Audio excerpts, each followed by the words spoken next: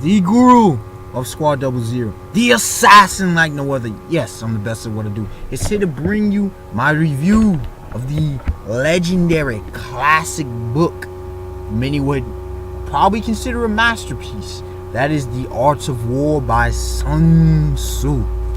Now, this is one of those books that, pardon me, have to deal with some issues.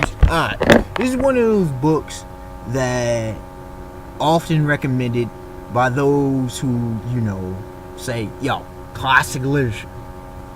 I even talked to one of the dudes in Squad 00, Ichi Nin shout out, that says this is his favorite book. I kind of understand why. Okay, now I would say read it, listen to an audiobook if you like me and were not able to get the hard copy. YouTube is fully accessible with the audiobook. Just saying, it's a phenomenally insightful, very well in depth analysis of how warfare is fought. But see, here's the beauty about it, and the reason as to why I read it. 3 reasons. Number 1, if you're one like myself who wants to understand conflict resolution, and how conflicts happen in all sorts of manners, this is a book to read. Number 2, if you're interested to at least some degree, some well endowed, well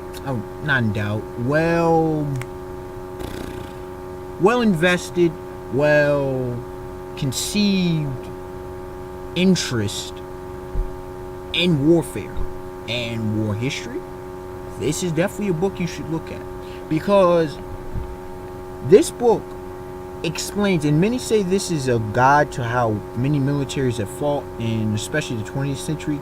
I doubt that, because when Sun Tzu goes into it, he goes into it hard, and he showcases the mistakes that many in Army, Navy, mainly Army, have made throughout the years.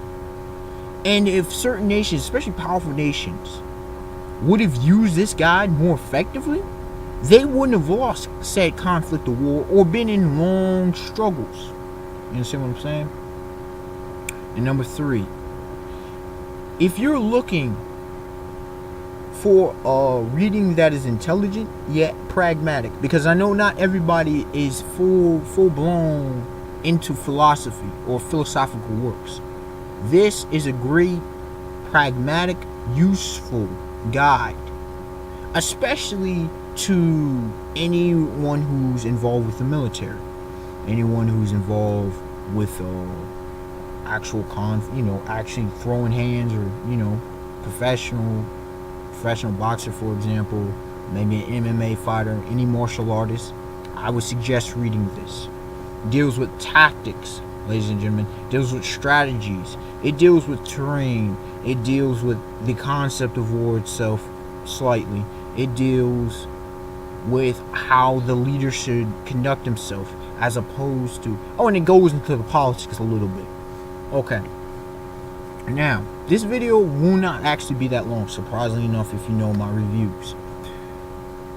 The main points, there are 5 main points that I found, 5 themes, I guess you could say, that I came across when at least reading / listening to this book, because I did kind of sort of read along at times with what was spoken.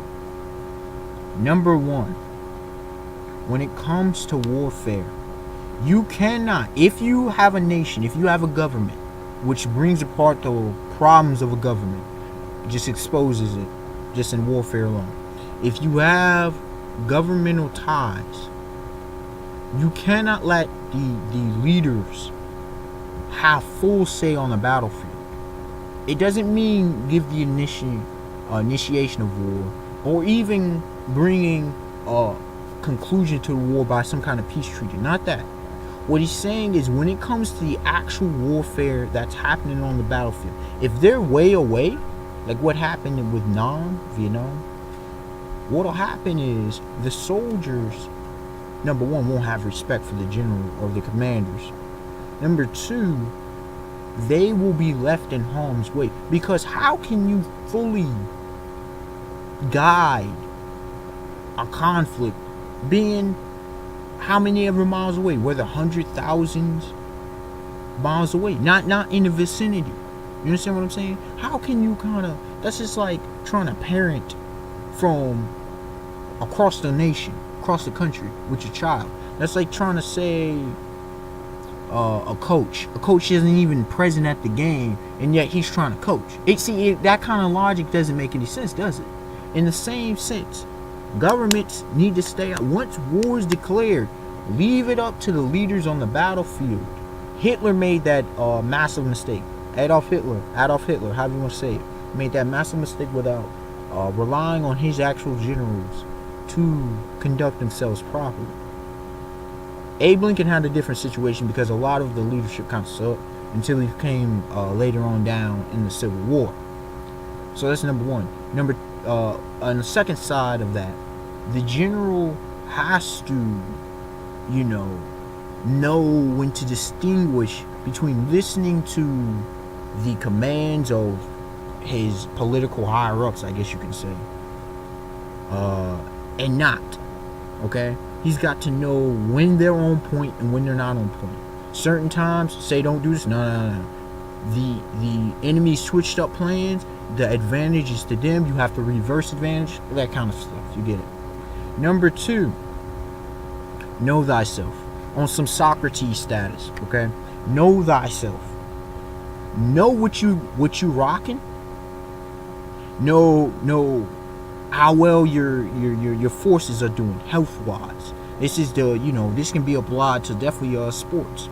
Definitely know how well your team's doing health wise. Know the mental state. Know your own mental state. Know how well they can conduct themselves. Put them in simulation, in practice, in drills or whatever it may be. So when the time comes, they don't just fall back. They don't just get scared. Even in large numbers. Large numbers are more problematic if people aren't in unison, if people aren't in harmony or in the same mind. You feel me? On the same page, on the same wavelength, on the same frequency.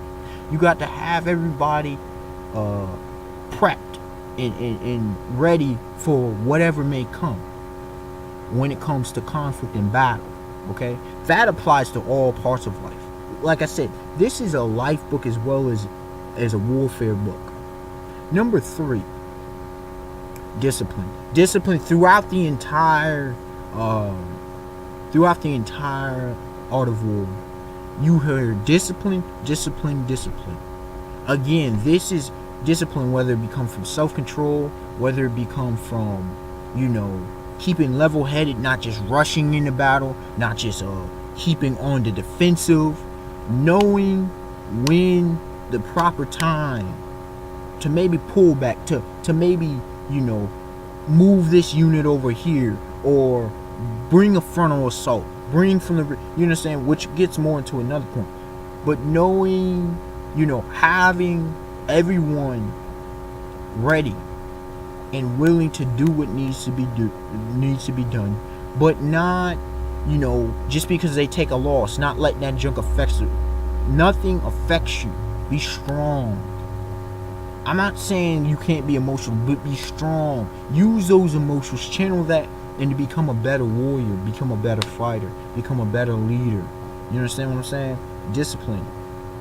Not making reckless, not making unnecessary movements, for example. Not, it talked about, for example, not pushing your men to the point of exhaustion and not pushing for this way crazy movement to where the fact is only a certain amount gets there and the rest just are there. You got to think. You got to be thinking. You got to be controlled, self-controlled. You have to be at times somewhat stoic. Take those things in consideration. Point number 4, strategy and tactics. Strategy and tactics. Most battles are won before they ever enter the battlefield, for so many reasons. I mentioned health. I mentioned terrain. I mentioned the size of the army. The amount of resources that people have, the kind of firepower people bring into the table. Those kind of things. what kind of defenses are around, where your position on the battlefield is, kind of thing. You know what I'm saying? Strategy and tactics, how you go about winning. Okay, there's a method to the madness of how you win, how you succeed, how you gain victory. And if you're not going to commit to total victory, then you are not in it to win it. Pretty, for lack of a better phraseology, you're not in it to win it. Lack of a better term. You've got to do the little things which are required, because the little things, the details, determine victory in anything in life. They determine success. Without the little things done, you cannot achieve the big things, because the engine that has rust and is broken down cannot function at full capacity, so thus it cannot achieve its full goal. It may scrape by for a little while, but it cannot, especially if it's a long campaign. Lastly, the cost and effects of decisions that are made, the consequences. They talked about siege warfare on a number of occasions. Do not get caught up in long sieges. Don't do it. It's death. Do not, do not wait so much for the enemy to get set up, but at the same time, learning the opponent. Okay? Everything that you need for success is there in front of you, if you will follow wise principles.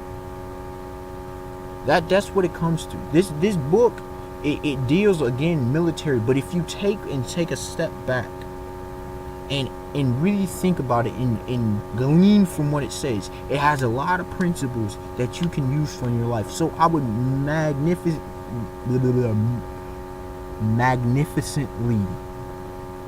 recommend The Art of War. It's one of, where would I rank it?